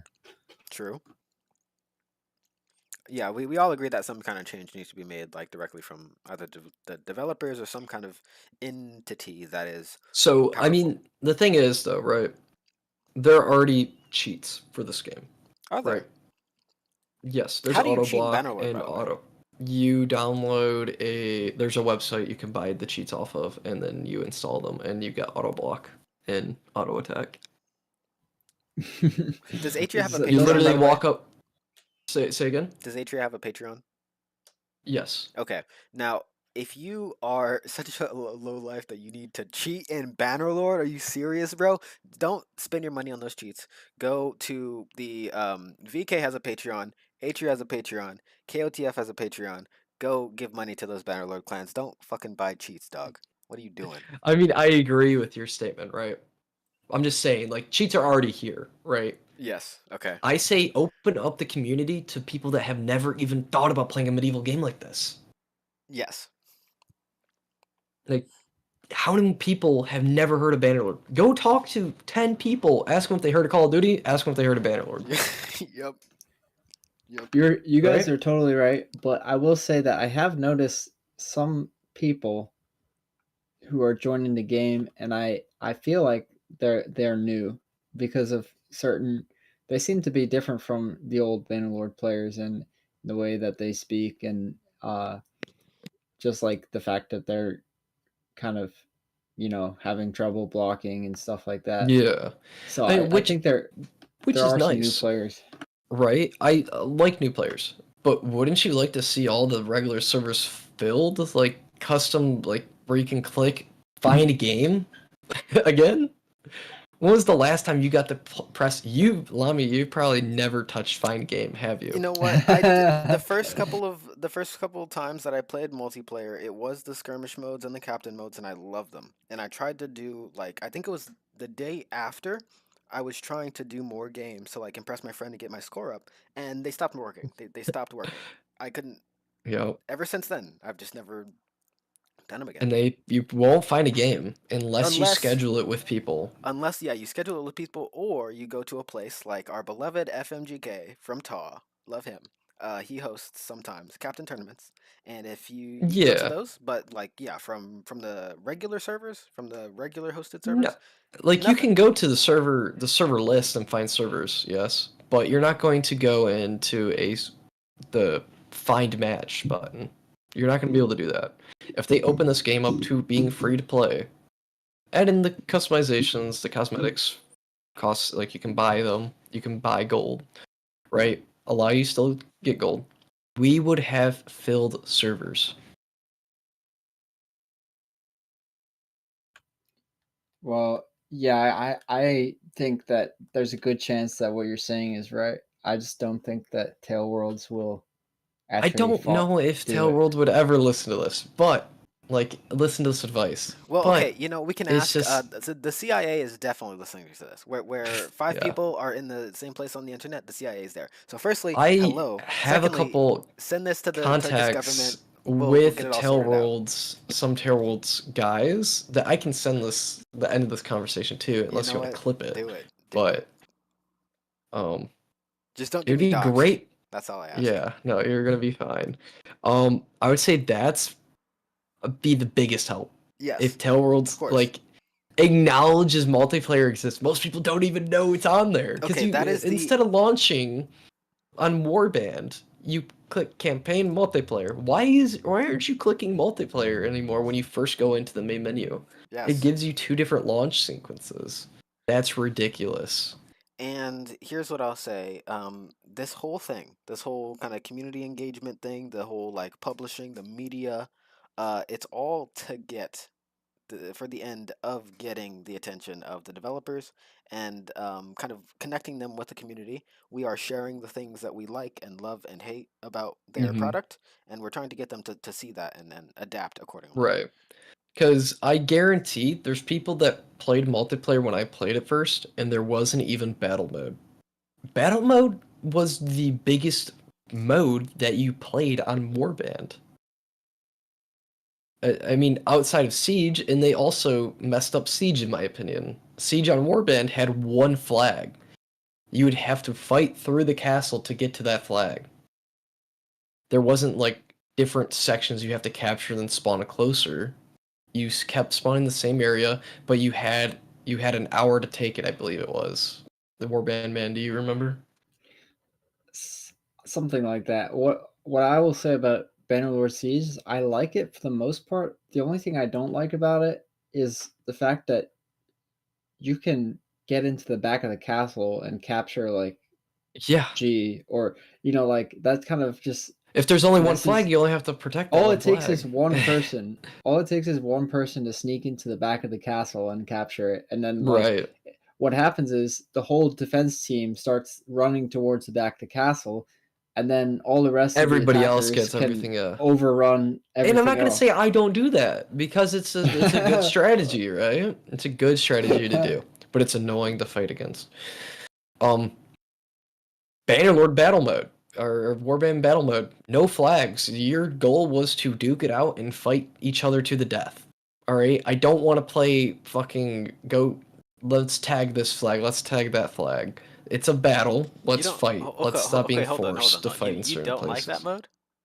I don't like flags in I battle love mode. the morale mode. It makes you actually maneuver your troops in an intelligent position. Like you have to consider map control, you have to consider rotations, you have to consider like troop movements, like the But you have to do the same thing in regular battle mode. If I go and take a hill and have archers on that hill, you're gonna have to rotate because I have the height advantage with archer superiority. True. I guess it's like for the dumber players. What you're doing is forcing my maneuvers due to in-game mechanics, not by actual tactics. I think the beloved game, the tabletop game, Warhammer. I think they kind of have a similar thing. They have like points that you set before you start. Total War Warhammer doesn't. Well, yeah, I mean the game that's based off of the pieces. Go kill each other, right? Go Go have a big battle and fight each other. That's what battle mode's there for. I think it's also like it simulates. Why don't we call it domination then?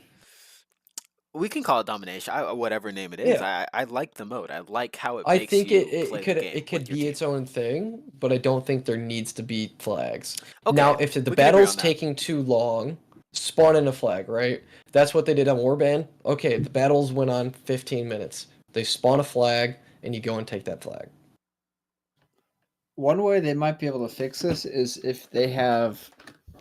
Well, they already kind of do have this, but like if you have multiple levels of defense, and I think the flags are basic.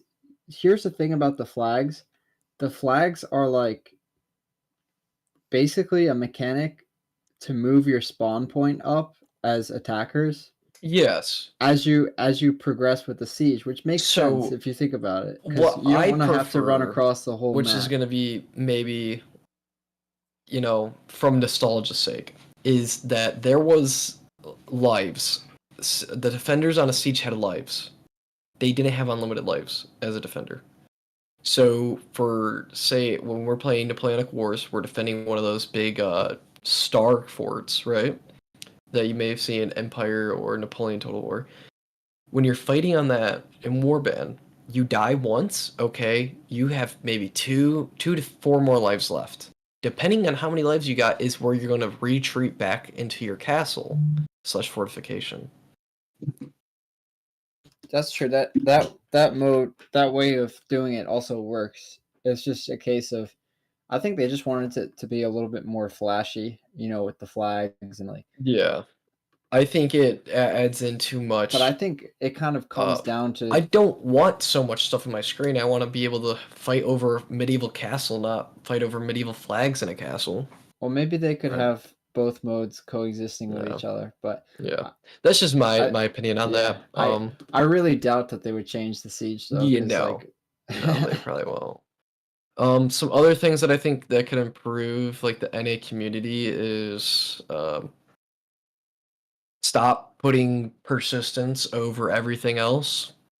Go do other things and other than persistence. It's persistence is fine, but say there's a captain's tournament, go do a captain's tournament. Go do Okay. skirmish to go play other game modes other than persistence, because once it dies, persistent dies, half your clans are gonna be dead, man. It's happened before, it's happened every single time. Persistent dies, half the clans disappear, half members of the other clans disappear. Because they focus on just persistence, and that's the only thing people know. So okay, so I have two. I hope they're not too complex. I have Yeah. two semi interesting questions to add on to that. Firstly, would you say that the people that go away and come back every time PB is there? Because apparently these clans are based around the PB playstyle and community. Uh, would you say that the people that leave are the same people that come back, or is it people that leave forever and then new people come Both. back and then leave? Both. Both. So, for example, right? I'll use England as the example because they're like probably the biggest component of this leaving coming back thing. England leaves. Okay. If you leave after you just got 20 new members, maybe 5 of them are going to stay relevant in your Discord. Maybe 3 are going to stay relevant after PB. Now you come back, right? Okay, they come back the first wave. You get more new members, right? But then you leave again. Now those members are like, what the hell, man? This is the second time. Or they're like, wow, does PB just keep coming up? Does it keep disappearing?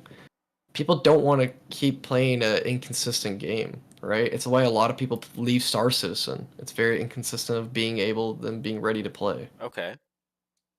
Okay, and my second If you question keep is yeah uh around PB, what role? Because we know that everybody loves PB and a lot of clans base their stuff around it, yeah which is not always good, but that it shows that there's a lot of community support for PB. What role should PB play? I know a lot of clans like to play certain like the line battle events or the captain yeah tournaments, or they play EU events of the same nature. Uh, in addition to that, what role should PB be playing if I not think it just could like be the the filler. It's filler? persistent, right? So Yeah, you don't so have it's to be like on during events. You can just go play PB after events, after set scheduled things, right? Hey, we're gonna do a skirmish today at okay, 7 p.m. Okay, go play that skirmish after. Hey, if you're still playing, you want to play some more Bannerlord, let's hop on PB. yes, That's how I think it should be looked at. Rather than being the sole focus, it should be the uh, all the time, right? So you don't have to be on it all the time, though. You can hop off for an hour or two and go do something else, and then yes. go back to it. Okay, that makes perfect sense. I think that's the way that I see a lot of clans doing it. Perhaps not everybody, but I would also support that style of Yeah, allocation. but I mean, I understand why people don't, though. Because say you do have beef with somebody, right? Guess what they're gonna do once you get off? I'm gonna take a castle. So now I gotta go on and sit in my castle with my arms crossed because I can't go do anything else. I gotta protect this castle all day, or I'm gonna lose it. And then I gotta get on and go take it back in the morning whenever I wake up before I go to work. Like, there's been countless times that I've woken up at 4 a.m. to go take a castle back when Persistent Empires Imagine, first launched. imagine if they had like, so let's say it's an East NA server. Yeah, Imagine if they had like specific hours of the day that you can do a siege. they've done it, and Would I think it works fine. It's just when people complain, "Oh, I can't go siege you at 12 a.m." What the fuck? How What do you dare mean you I have a can't siege life? you at 4 in the morning? Well, What are because you I know talking like a about? lot of Yeah, clans have foreign people. People are like from France or from East Asia or from yeah, Middle East. So, right. And those um, people usually can help, but a lot of you're not gonna be on and get sieged by a whole bunch of those players or it's though. like you know You're people gonna that play be the night I shift. guarantee it's gonna be the co-leaders, the officers of the group getting on late at night, forming up, and making a dedication to go and fuck with somebody and go take all their stocks, go take their castle, go fuck with that person because they don't like them. Yes, I think that's probably It's bad and not an your unhealthy behavior. foreign guy from Australia or Europe doing it. they're probably going to be going out there and grinding for your resources, because most likely they're not going to be in any leadership position to know any of the like bad toxicity going between you and another group. Okay. Okay. That's my opinion on it. It's a valid Obviously, opinion. but I mean, I guess it comes from experience and exposure, so it's a valid opinion. Um, yes, I would say that PB, because of its potential for like the sheer amount of things that you're able to do and the benefits that it has for like clan development, and also clan interaction, I think that it does serve like a great purpose for clans to be on there. But I agree with Zach here, in saying that when there's other events like to show off your skill or to practice your skill in actual battles against other NA clans, that's what would better benefit the community. And after all, there are good Samaritans out here. If you are a clan that thinks you're gonna get your castle taken away, just leave it alone, and come to one of the other clans. Someone would be happy to host you. Someone would be happy to pay you a little bit of money, support you, and then go to war with somebody, and then you get to keep the castle. I'm sure there's plenty of deals that can be made. And that is something that would assure everybody to let PB stay as like the baseline, the fallback, and not the priority. Okay? Do you agree, everyone?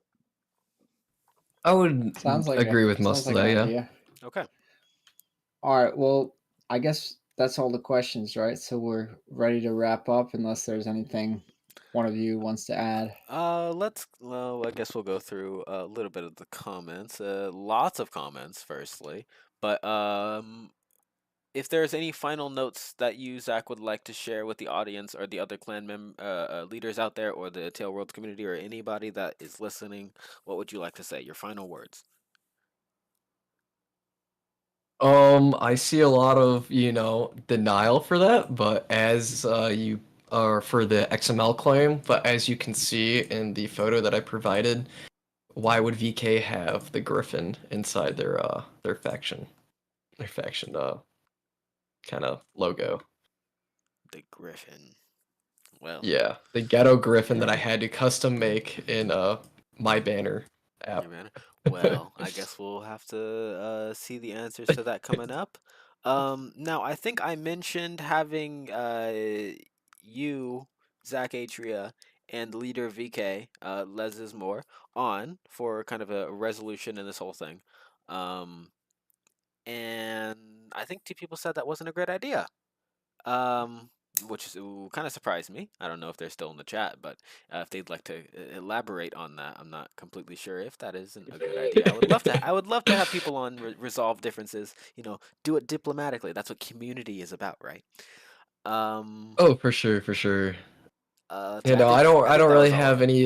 any hate really towards anybody, maybe a little disappointment, but I don't Bannerlord has its ups, it has its downs, Okay, hopefully we can all have a better community of course. form, we can have some great events, maybe I'm wrong, totally persistent and it won't die in the coming months. Well, yeah, it'll take Hopefully I'm work. wrong, It'll take work. but I hope I am about all this, the bad stuff, but I'm also gonna hope that Tellworlds takes my advice on the multiplayer thing and the other things Yes. that I asked, like nickname change, a simple thing. But, who knows if we can get these things done and I mean, whatnot. I'm sure we can. I'm sure we can work together. Americans and North Americans are great at setting a goal and then achieving it. We have a last minute comment from Brendan Winter Nelson, who I believe is a clan leader. I'm not sure of which clan, but I think that is a clan leader. Says, will the final episode be a podcast with every clan leader? I don't know when the final episode will be. Hopefully, it's not anytime soon. I think we might do like I think that'd episode be 10. interesting. Maybe episode I 10 think with all of the NA clan leaders we can grab. yeah, that would be very interesting. Maybe not all Also, of I them. think I mean, Brendan is the second or the third commander of a group. I'm not sure if he's the first. Okay. Maybe not every single clan leader in Well, North because we're not going to be America, able to get but everyone, but we'll reach out to everyone and see who we can get. we could do something like that. Yeah, Yeah, no, if you guys would like in contact with some of the smaller groups, I would love to share them with you. For So, sure, we would love to have them. a lot of the battle event side of the clans aren't really recognized as much towards PB And or they need to be, persistence in because general. we Yeah. see, because like I stream and you record and everybody records, and we see those banners and we see those symbols and those shields all the time. I have no idea what they're called or who leads them or what they sound like or what they're Yeah. about. So yes, please send their leaders over here. And yeah, because if we only interview like what I was talking about earlier, those 4 major clan leaders, it's an honor to have y'all.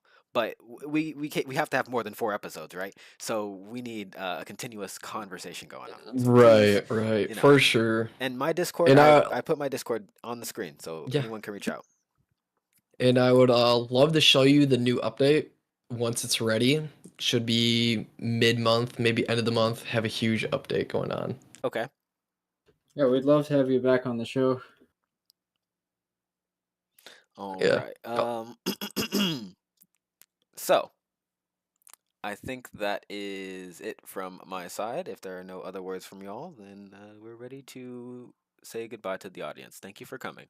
All right. Thank you all for watching, and come and watch more of the Bannerlord NA community podcast. Thanks Thank for you very coming much. out. We appreciate you coming here and doing this interview. Of course, And guys. for all of the viewers, just please go and subscribe to all 3 of our channels, and we appreciate you watching. And we would also appreciate if you shared the video, of course. Of course, yes. And The socials are on your screen. Share it if you like it. Share it with people who you think will also share it and like it. so yeah, that's it. All right. God bless y'all. Good night.